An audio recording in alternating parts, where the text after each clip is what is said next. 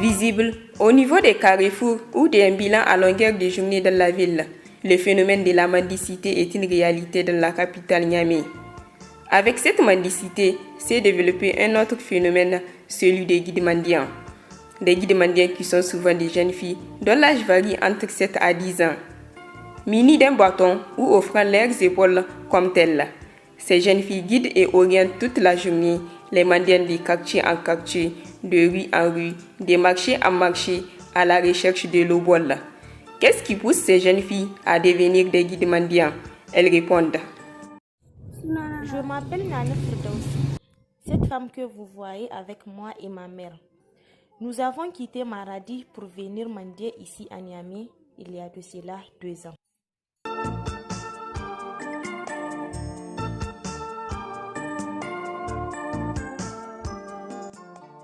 Badaria, cette fillette de 7 ans, a été ramenée du village et mise au service d'un homme non-voyant pour les guider moyennant de l'argent. Près d'un an après, Badaria nous a indiqué qu'elle n'a jamais vu la couleur de l'argent promis pour ce travail de guide mendiant. Et quand elle demande, le mendiant lui répond que son argent est collecté par une autre femme qui le lui rendrait plus tard. Je m'appelle Badaria, j'ai 7 ans et mes parents sont au village. Je suis payée pour accompagner cet homme non-voyant que vous voyez avec moi. Je n'ai aucune idée de la somme qu'on me paye, mais tout ce que je sais, c'est qu'on donne l'argent à une femme qui, à retour, me donne à manger.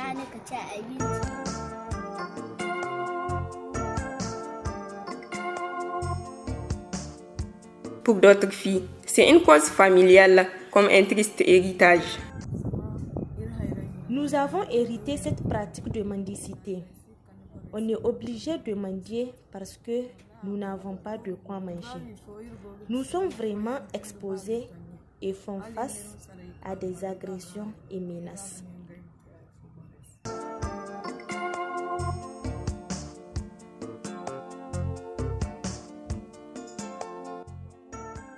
Baratou et non-voyante, elle mendie pour subvenir à ses besoins quand n'ayant personne pour la prendre en charge. Pour la mendicité, elle s'est fait guider par une fillette. Qu'est-ce qu'elle pense de l'avenir de la fillette en tant que guide mendiant? La raison de notre mendicité, c'est parce que nous n'avons pas celui qui peut nous prendre en charge. Et en plus, je m'inquiète de l'avenir de cette petite fille. Elle allait étudier à l'école coranique quand on était au village, mais elle n'a jamais mis pied à l'école moderne. Qu'il soit rémunéré ou hérité, le guide mendiant est une pratique dégradante et pénible pour ces jeunes filles. Phénomène de société, la mendicité par ricochet, le guide mendiant est une situation alarmante qui expose ces jeunes filles à toute forme de violence touchant leur dignité, explique Dr Sani Yahya Janjouna, sociologue. C'est une situation très préoccupante, voire alarmante, et qui doit attirer l'attention de tout le monde. En premier lieu, le pouvoir public. Une situation extrêmement préoccupante au point où elle concerne l'ensemble de nos villes. Mais en même temps, même le milieu rural, à l'instant en tout cas, n'est pas du tout épargné par ce phénomène. Ce qui fait qu'on doit chercher non seulement les causes profondes pour finir complètement avec ce phénomène, mais en même temps pour prévenir d'autres situations qui risqueraient de se poser en ces termes. C'est une situation dans le sens où, dans notre culture, on n'a pas l'habitude de voir les femmes mendier. Et lorsque des personnes utilisent les femmes, c'est qu'il y a un problème.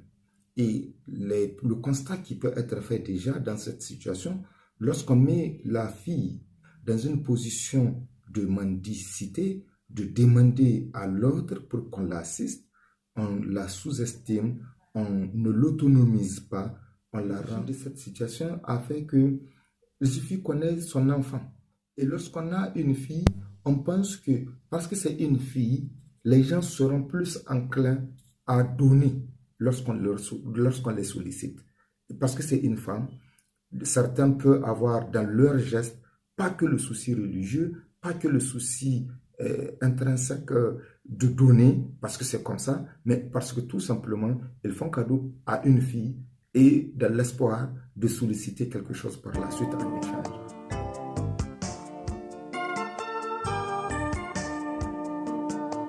La mendicité, acceptée et tolérée en raison du fort poids de l'islam, religion dominante du pays, pratiquée par plus de 90% de la population. Pourtant, la mendicité est interdite par l'islam qui ne la permet que dans certaines mesures. Guide mendiant, une pratique qui rend dépendantes, vulnérables les jeunes filles aux vicissitudes de la vie, notamment les violences renchérit Cheikh Haladou Yahya, prédicateur et leader religieux. C'est une situation, en tout cas, de l'absence de culture.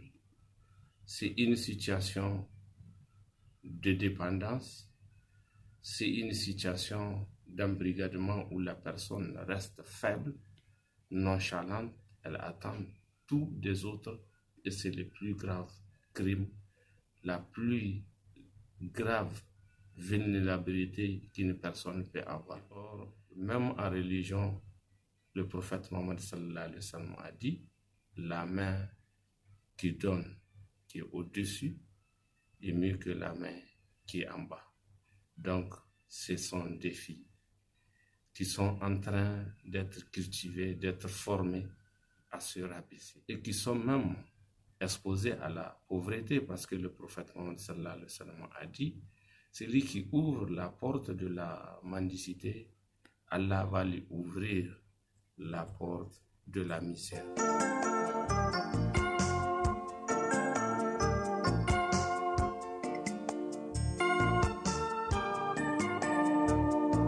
Le christianisme, la seconde religion pratiquée par une petite proportion des Nigériens, condamne aussi la pratique qui consiste d'utiliser ces jeunes filles comme guides mendiants. La parole de Dieu condamne la mendicité.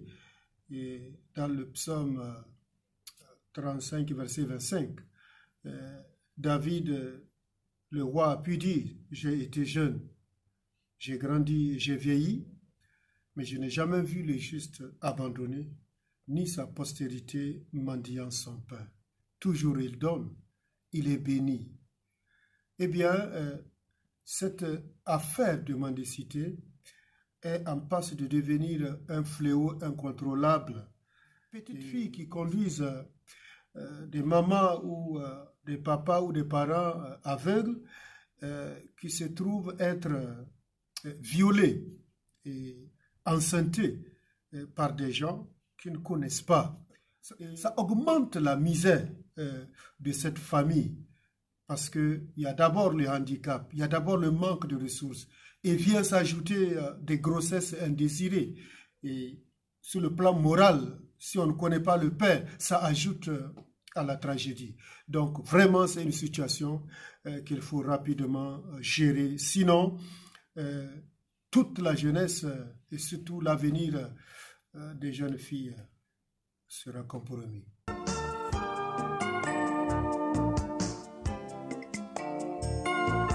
Le phénomène des filles guides mendiants préoccupe plus d'un, car beaucoup estiment que la place de ces jeunes filles doit être sur les bancs de l'école plutôt que dans la rue, exposées à toute forme de risques, violences et dangers. À l'exemple de toutes ces jeunes filles guides mendiants, elles demandent à sortir de ce quotidien peu enviable pour un avenir radieux dans une école. Depuis que je suis née, je me suis retrouvée dans cette situation. Ma mère n'a rien, donc je suis obligée d'aller lui chercher de quoi manger. Parfois, on passe toute la journée sans mettre quelque chose sous la dent. Nous voulons vraiment que l'État nous vienne en aide et retourner sur les bancs de l'école.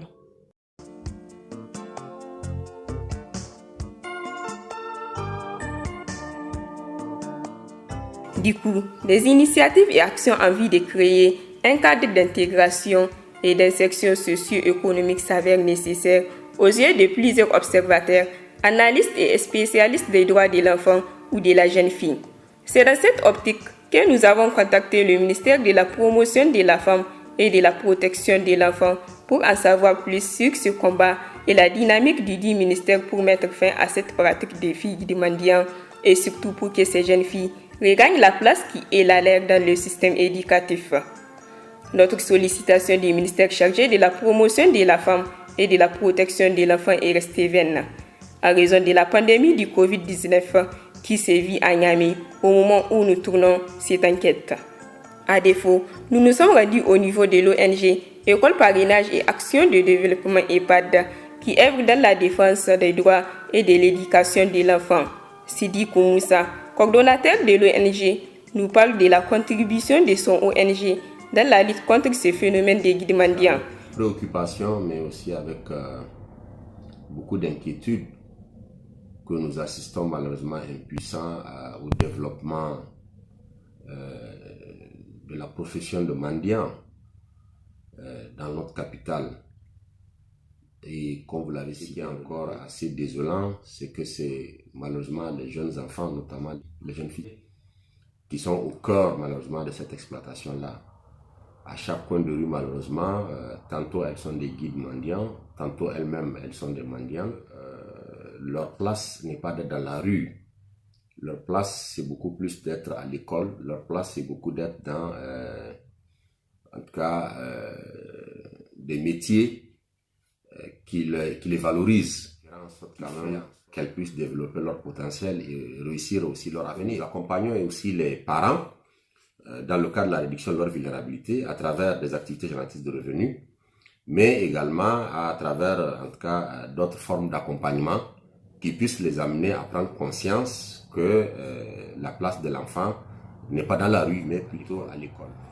Nous avons aussi un centre d'accueil à travers lesquels, effectivement, nous faisons de l'accompagnement, c'est-à-dire on retire ces enfants-là de ce travail-là et nous les réinsérons dans leur famille avec la mise en place d'un mécanisme communautaire en cas de suivi pour que l'ensemble de la communauté puisse prendre conscience de la problématique et que chacun y apporte en tout cas sa contribution pour que plus jamais ces enfants-là ne puissent être dans une telle posture. L'Agence nationale de lutte contre la traite des personnes et le trafic illicite des migrants veille à l'application des tests interdisant la mendicité et le phénomène des guides mendiants. Le code pénal, en son article 181, punit la mendicité en tant qu'infraction. L'article 181 du code pénal, d'abord, interdit à toute personne, que vous soyez parent, que vous soyez mendiant, que vous soyez vieillard, de recourir à quelqu'un d'autre pour pratiquer la mendicité. C'est interdit. Donc, toute personne qui est prise, le code pénal lui réserve une peine de 2 ans de prison. Et l'ordonnance 2010-086 du 16 décembre 2010 relative à la lutte contre la traite des personnes dit que ces genres de personnes, quand on les prend, on leur applique la traite des enfants et ils peuvent prendre jusqu'à 10 ans de prison. C'est une infraction pénale. C'est une pratique interdite par les textes de la République. Personne n'a le droit. Aujourd'hui, il y a énormément, nous sommes au courant, nous faisons de la sensibilisation.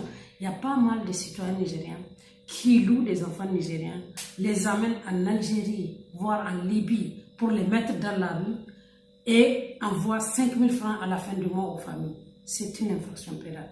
C'est une infraction pénale, c'est une pratique déshonorante et ça enfreint les règles sociales. Cette année, le monde a célébré les 30 ans de la Convention relative des droits de l'enfant. Cette pratique des guides mendiants piétine tous les droits de l'enfant. C'est pourquoi toutes les parties prenantes, à savoir autorités politiques, acteurs de la société civile, population et médias, doivent conjuguer leurs efforts pour sortir ces filles de ces pièges sans fin de la mendicité. Il est temps d'agir pour donner des couleurs à la vie de Salamatou, Badaria et toutes les autres jeunes filles utilisées comme guides mendiants, à travers l'éducation et le respect de tous les droits de l'enfant pour en faire des véritables actrices de développement et de changement pour leur famille et le Niger.